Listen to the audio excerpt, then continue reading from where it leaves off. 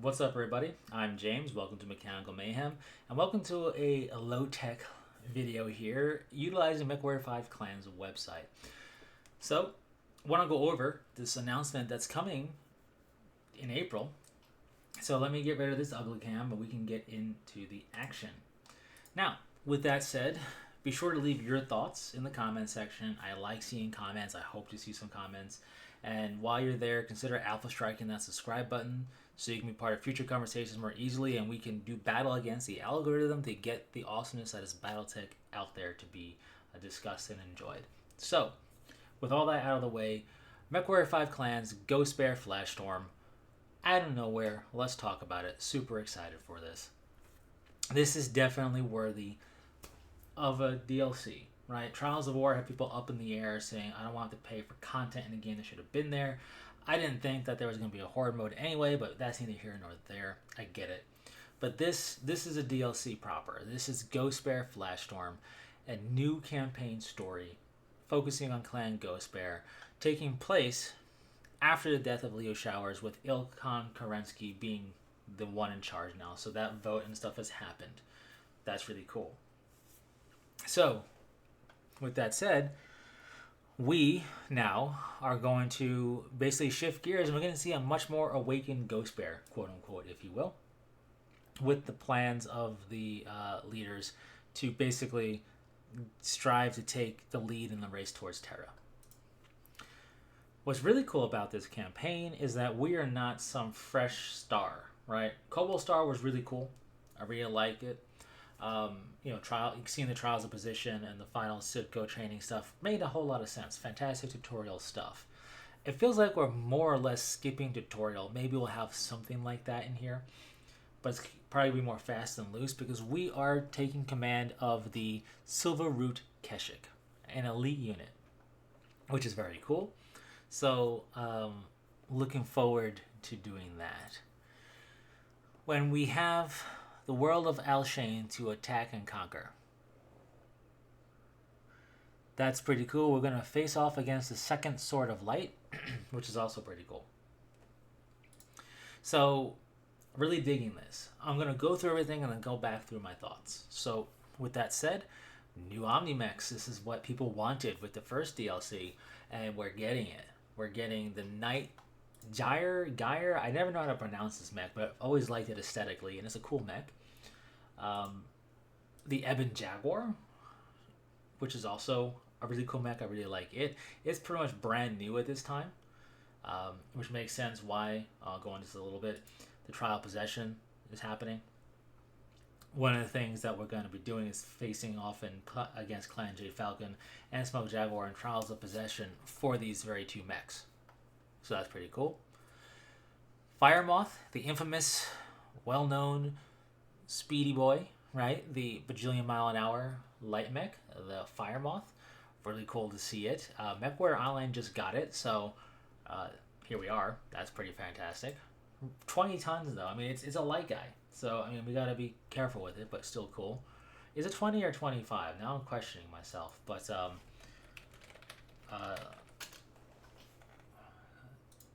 either way, it's super fast. Yeah, it's 20 tons. So it'll be the lightest mech that we'll see in Mechwarrior 5 Clans because the Mistlinks is 25 tons. And then we have the Huntsman, which another jump jet equipped mech, also very nice. Looking forward to being able to utilize these mechs, new chassis is always fun, but there's more. On top of these, which will have, of course, prime and alternate configurations, we're going to have standard battle mechs. Ghost Bear is actually known for this, for feeling them a bit more in the front line than others. Other clans do this too. Stone Rhino, for example, is a mech we won't have access to that Smoke Jaguar utilized a bit in the front lines. But the Kodiak is a signature mech of Clan Ghost Bear, and it's a standard battle mech, and it's 100 tons of awesomeness, so it's cool to see it. The Jenner 2C is a clan variant of the Jenner. The Hunchback 2C is a clan variant of the Hunchback with double Ultra Autocannon 20s because nothing quite like overkill. And then the Rifleman 2C is the clan variant of the Rifleman. Cool to see it here. Now, they're not going to have Omnipod sets because they're standard mechs, but they do have variations to them. So I'm wondering how they're going to handle that. With that, we're going to get some Mech Lab updates. What are we getting? Well, we're going to be able to fine-tune our mech a bit more, including engine swapping. So, as you can see, as you're showcasing the Kodiak here in its glory, and there's the engine differences. This is feeling more like Mechwarrior Online a little bit. So if you can handle maybe a little bit of a downgrade in speed, you should be able to maybe get some extra tonnage out of it to do stuff with, and that's pretty cool. But nice to see it. This is the one that I was surprised by. Battlefield enhancements. So we're going to get a point of elementals under our stars command. We're going to use the command wheel to control them, and it does call out specifically when facing elemental squads of Jade Falcon and Smoke Jaguar, again on those Trials of Possessions type situations. Now, with that being said, I do wonder, A, how that's going to be the command and use overall. Is it going to feel finicky or is it going to feel fluid? B, how cool the elementals are going to be, because elementals are awesome. And I would love for them to be represented properly in their awesomeness, because that could lead to spin-offs in the future, maybe. Not for Mechwarrior 5 Clans, but just a pipe dream in general. And C, are we going to see them outside of situations where we're facing enemy elementals? Meaning, when we face off against the second Sword of Light, will we have this point of elementals to utilize as well? Because that would be pretty cool. We're going to be fighting in space, evolved combat. We can fight on the hull of the Grizzly, the Ghost Bear command ship. Now, I do wonder how these missions are going to take place, right? Obviously, this is going to be part of the story stuff. I'm wondering if we're going to see this map in anything else. But we did this in Mechwarrior 2. Really cool to see it here. There's a jump ship in the background. Very cool stuff. And then there's a new threat. The Iron Talon is a powerful new boss in the most intense Mechwarrior combat yet.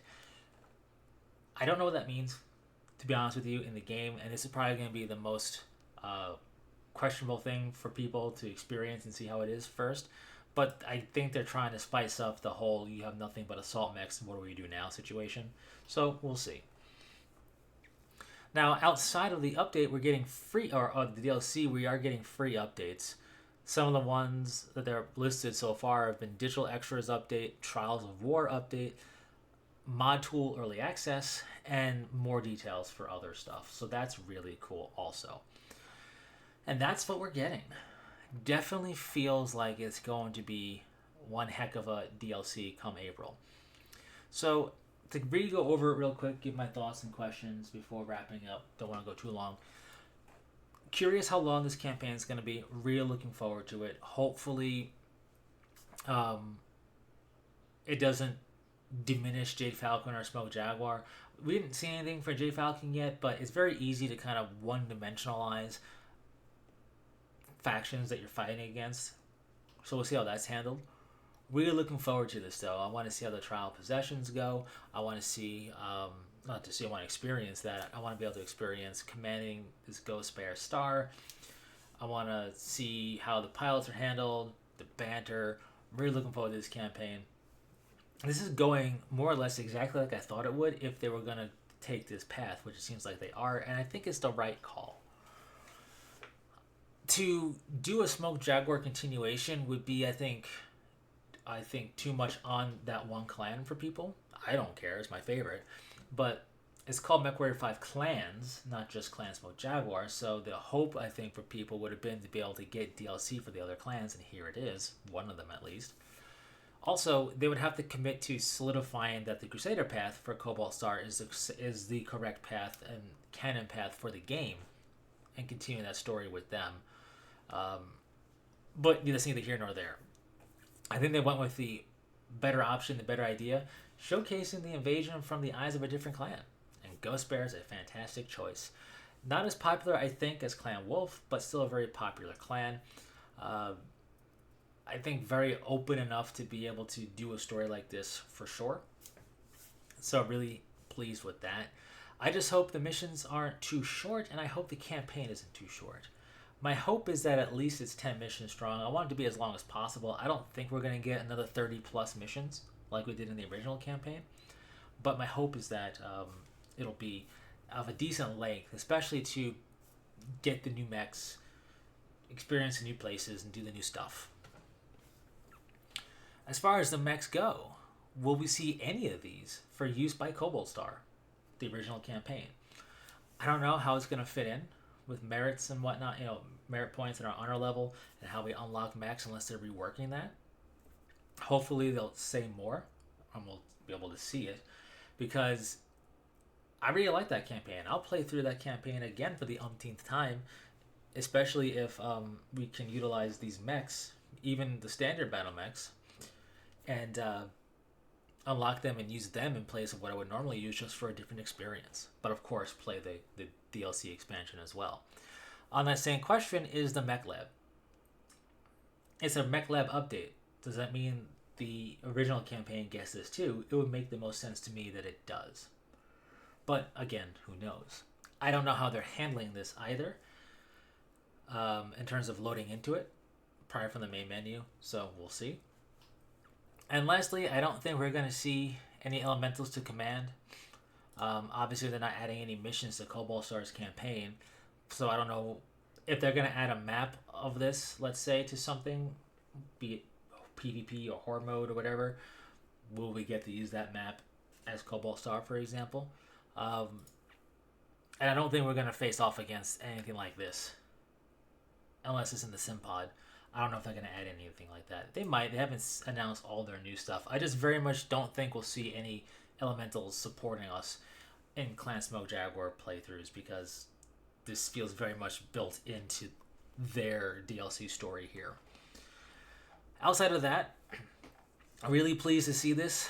A bit unexpected given the shaky start that this fantastic game had, just I think due to bad marketing. Personally, that's just my guess. But what is your thoughts, or what are your thoughts, not thoughts, but share those too if you want. I'm really happy to see this. I always welcome new Mechwarrior content. The fact that it's clans is just an added bonus here, since it's Mechwarrior 5 Clans, obviously. So, do you like Clan Ghost Bear? What are you most eager to experience with this new campaign and new features? If you're concerned about anything, share it. I don't really have much of a concern right now. Everything that's announced feels very solid for a DLC. I'm really looking forward to purchasing it the moment we can and having it. So hopefully you are too. Anyways, thanks so much for bearing with me in this rambling. Share your thoughts, hit that subscribe button, do all the fun YouTube stuff, and stay frosty. Take it easy.